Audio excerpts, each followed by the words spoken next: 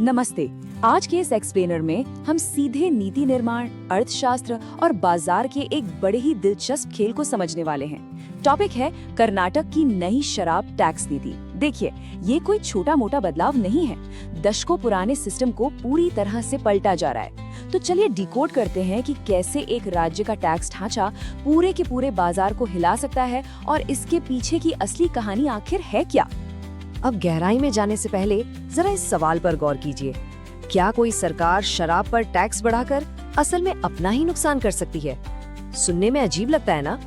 आमतौर पर तो हम यही सोचते हैं कि टैक्स बढ़ा मतलब सरकार की कमाई बढ़ी, लेकिन अर्थशास्त्र हमेशा सीधी रेखा में नहीं चलता और कर्नाटक के मामले में कुछ ऐसा ही अप्रत्याशित हुआ है जिसने आज की हमारी इस पूरी चर्चा की नींव रखी है। चलिए इस टाइमलाइन के जरिए समझते हैं कि कहानी शुरू कहां से हुई। कोविड के बाद कर्नाटक ने अपनी एक्साइज ड्यूटी यानी उत्पाद शुल्क को अंधाधुंध बढ़ाना शुरू किया।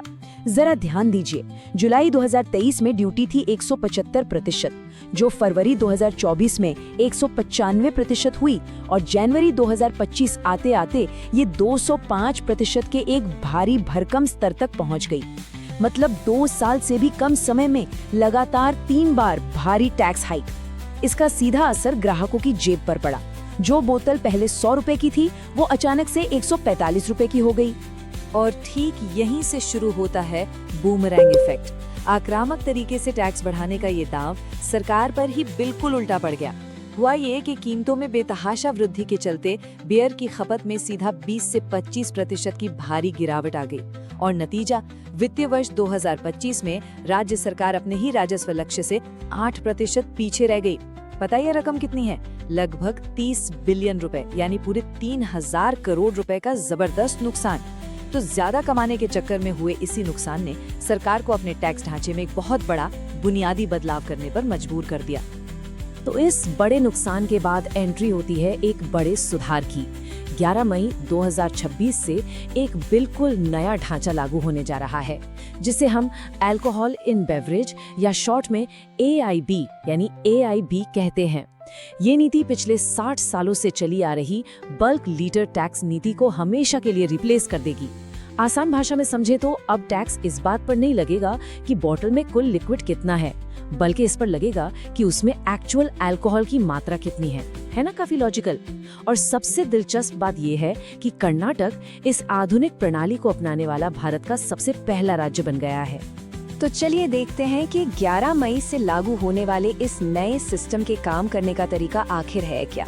इस नई नीति के तहत एक्साइज स्लैब्स को 16 से घटाकर सीधा आधा यानी 8 कर दिया गया है और इसका सबसे ज्यादा असर पड़ेगा शुरुआत के 5 स्लैब्स पर, जो सबसे कम कीमत वाली शराब के होते हैं। अब आप सोचेंगे कि इन्हीं 5 को क्यों चुना गया? ये कोई इत्तेफाक नहीं है। सरकार के कुल एक्साइज रेवेन्यू का लगभग 75% हिस्सा इन्हीं 5 स्लैब से आता है, यानी सरकार ने सीधे उस नब्ज को पकड़ा है जो उनके खजाने का सबसे बड़ा इंजन है। लेकिन इस नए नियम का बाजार पर असर एक जैसा नहीं होगा, बल्कि ये एक बहुत बड़ा उलटफेर है। ये तुलना इस बात को बड़ी ही खूबी से दर्शाती है। देखिए, प्रीमियम शराब खरीदने वालों के लिए तो ये किसी लॉटरी से कम नहीं, क्योंकि उनकी पसंदीदा शराब 16 से 20% तक सस्ती हो जाएगी। लेकिन दूसरी तरफ इंडियन मेड लिकर यानी वो मास मार्केट शराब जो आम जनता सबसे ज्यादा खरीदती है, उसकी कीमतें 20 से 25% तक बढ़ जाएंगी। स्थिति बड़ी ही दिलचस्प हो गई है। महंगी चीजें सस्ती हो रही हैं और सस्ती चीजें महंगी। अब जाहिर है इस नई नीति पर उद्योग जगत से अलग अलग प्रतिक्रियाएं आनी ही थीं। International Spirits and Wines Association of India ने इसका जोरदार स्वागत किया है। उनके CEO संजीव पाढ़ी का ये बयान साफ करता है कि ये टैक्स सिस्टम को मॉडर्न बनाने की दिशा में एक बहुत ही प्रोग्रेसिव कदम है। उनका तर्क बड़ा सीधा है, जब प्रीमियम शराब सस्ती होगी तो उपभोक्ता ज्यादा पीने के बजाय बेहतर क्वालिटी वाली शराब पीना पसंद करेंगे।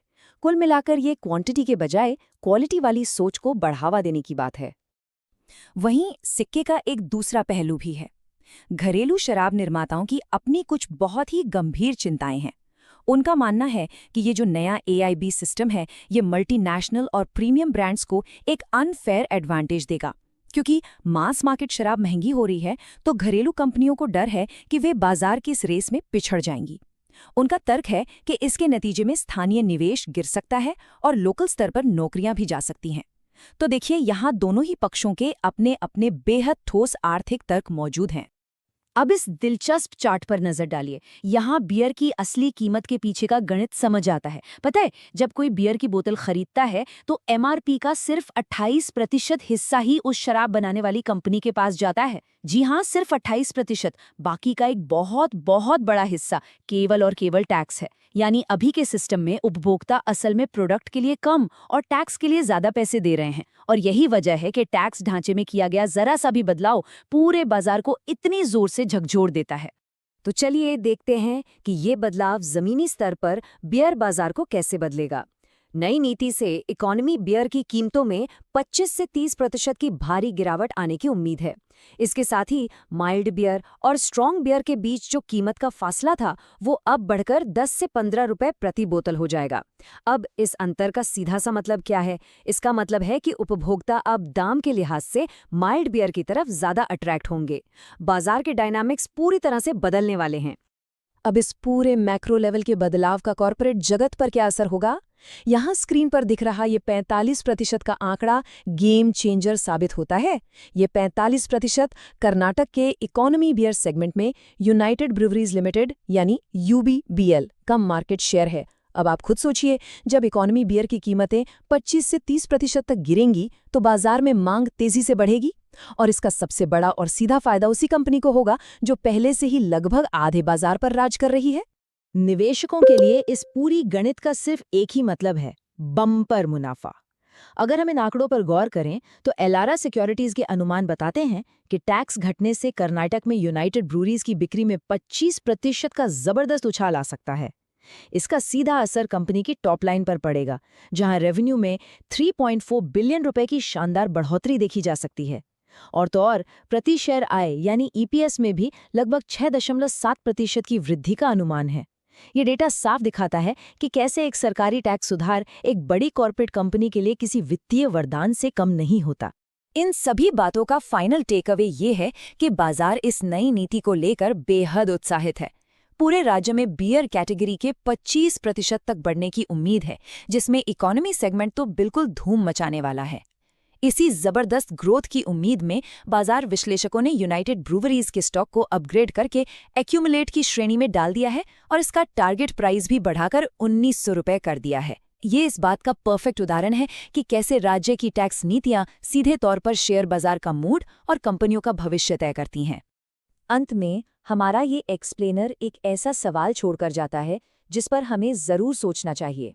देखिए, कर्नाटक एआईबी टैक्सेशन लागू करने वाला पहला राज्य तो बन गया है, लेकिन सोचिए क्या होगा अगर भारत के बाकी राज्य भी इस मॉडर्न सिस्टम को अपनाना शुरू कर दें? क्या ये सिर्फ एक राज्य का अकेला कदम है या फिर हम पूरे देश के शराब उद्योग में एक बहुत बड़े और दूरगामी ढांचागत बदलाव की शुरुआत देख रहे हैं? इसका जवाब तो खैर आने वाला वक्त ही देगा, लेकिन एक बात तो पक्की है, टैक्स नीतियों का ये नया प्रयोग इस इंडस्ट्री की दिशा हमेशा के लिए बदल सकता है। आज के इस एक्सप्लेनर में हमारे साथ जुड़ने के लिए बहुत